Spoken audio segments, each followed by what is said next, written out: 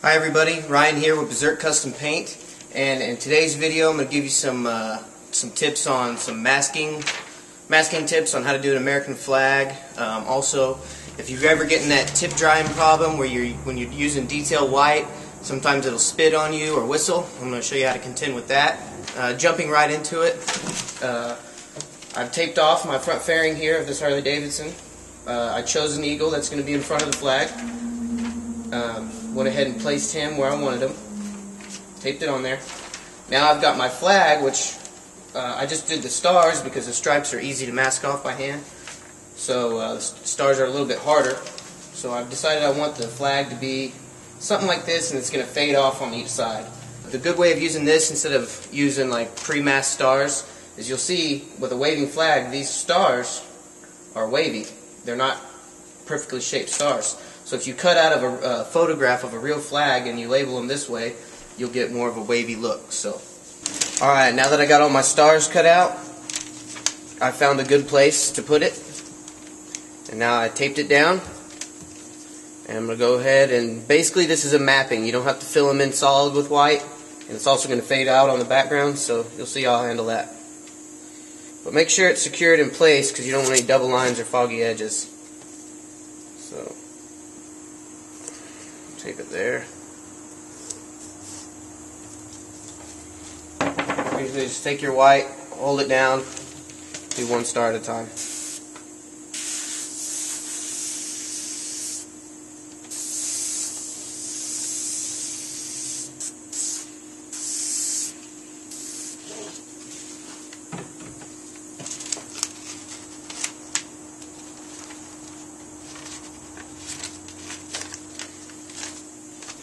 Alright, now this is only a sketch layer, so we're just sketching everything in. We've got our stars placed. I've got my reference here, and now what I'm going to do is go ahead and sketch in all these highlights right here.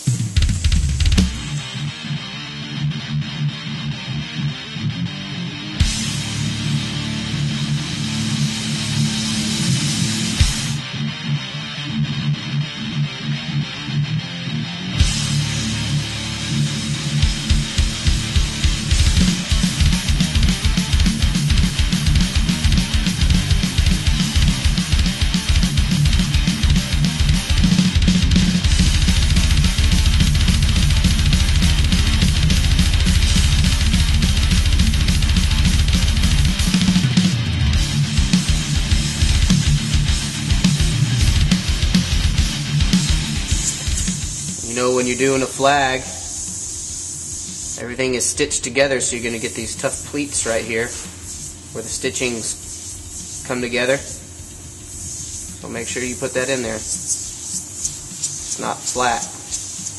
You don't have to go exactly with your reference, because once you'll start to notice how the light works after a while, and then you can kind of make things up. Just continue that on, and you'll notice it's leaving a silhouette of where the bird goes. That silhouette is going to help us with doing our bird later. So make sure when you're doing this white stage, you give yourself a good silhouette. See how I can't see it very well right there? Covered up. And it's back. So just keep working it.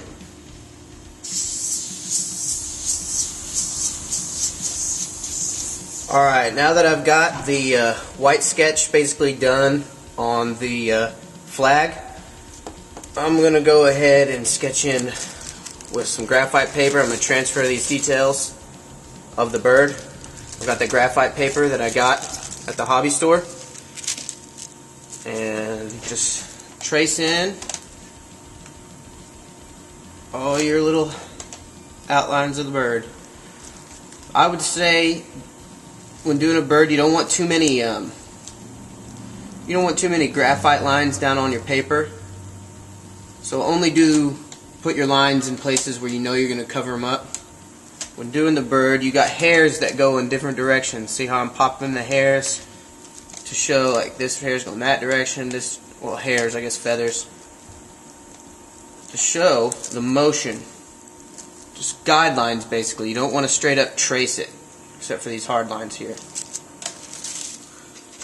Now, just like before, like I've done in several of my other videos, I'm going to go ahead and sketch in all these little white spots.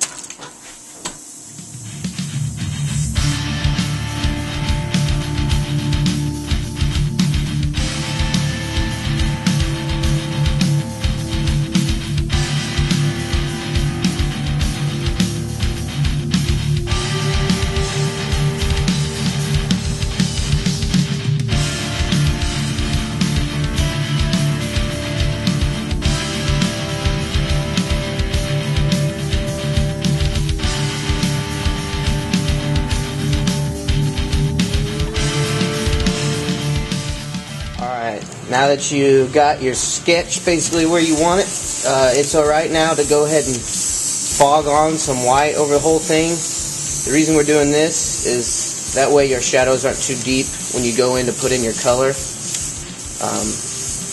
can still see where your lines are going to go, so just go ahead and give it an even coat of white.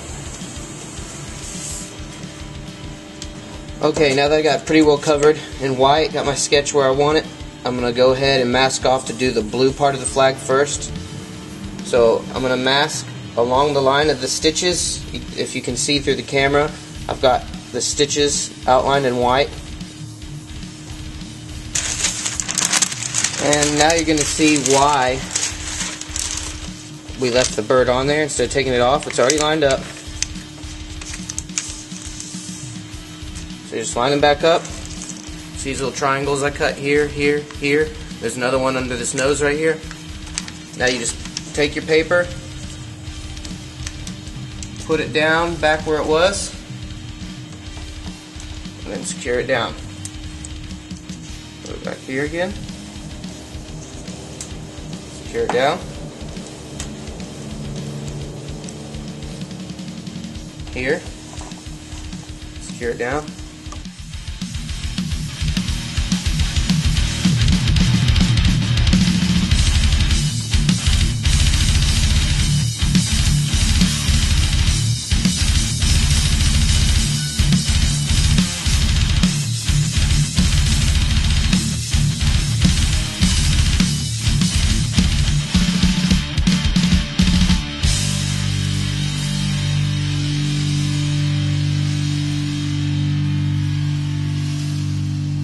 Alright, I've moved on to a darker shade of blue, and I'm just going to keep working and deepening it in where it needs to be deepened.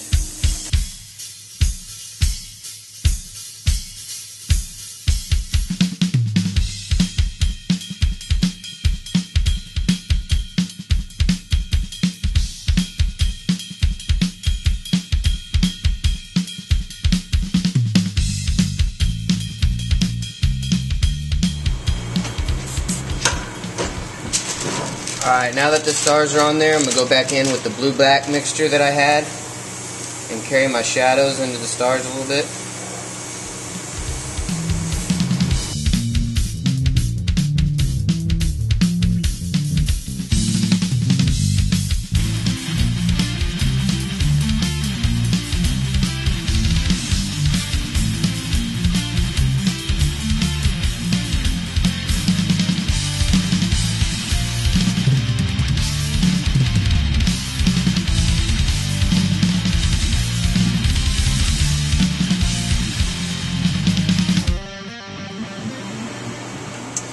Alright.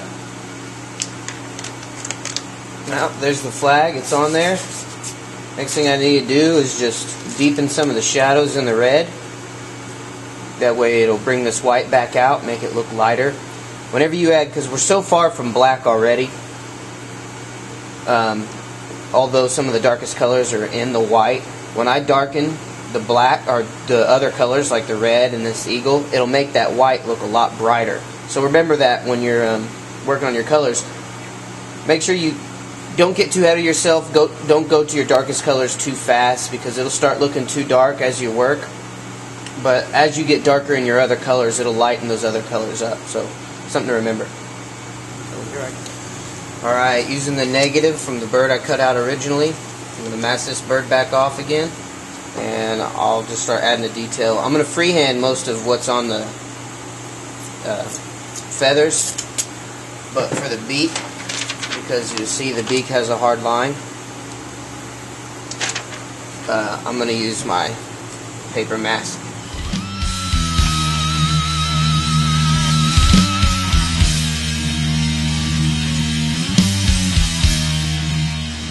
Alright, now I'm going to start hacking away at this, but I'll go ahead and explain before. Just like in all my videos, so I'm not repeating myself through the whole bird. I'm going to start with my midtones. In this case, it's a yellow on the beak. Then I'm going to start darkening my midtone from there. I'm going to start adding orange. Once I've gotten all the way orange, then I'm going to start adding black to that, and that'll finish out the beak. It's mostly a yellow beak, so not a lot of orange. Mostly yellow, a little bit of orange into black. I'm going to do the same thing here. Start with this gray tone into black.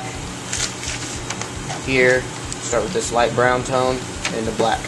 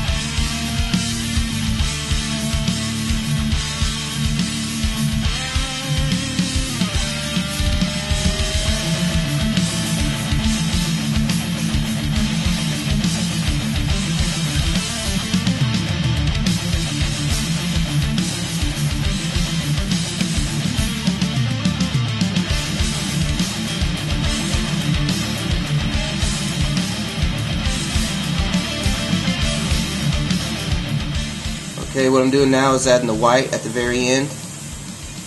You got to be real careful with this white and limit your overspray as much as possible, because the overspray is going to cause it to chalk out. And also, when using white, when I first started airbrushing, I used to get a lot of problems with spitting, and I couldn't get my white to get good details, and it would whistle and spit all the time. And the reason for that is you've got too much air running through your brush when you put the trigger down. So before the paint has a chance to leave the tip, to leave the needle, it dries on the needle, and that's when you start hearing that whistling, and that whistling means you're about to have it spit. So stop as soon as you hear it. Then you might want to try reducing your airbrush, or reducing your paint down a little further to keep it from doing that, or turning your air pressure down. That's going to help with the spitting. Like right there, it just started whistling. You saw me hit my hand like that. That's just me making sure it doesn't do it onto my paper. So that's just kind of a check. It's almost like a habit. You'll see me go bam, like that. It's just habit. It's just testing my airbrush when I'm doing this little detail, making sure it's shooting right. Just finish this up and I'll be done.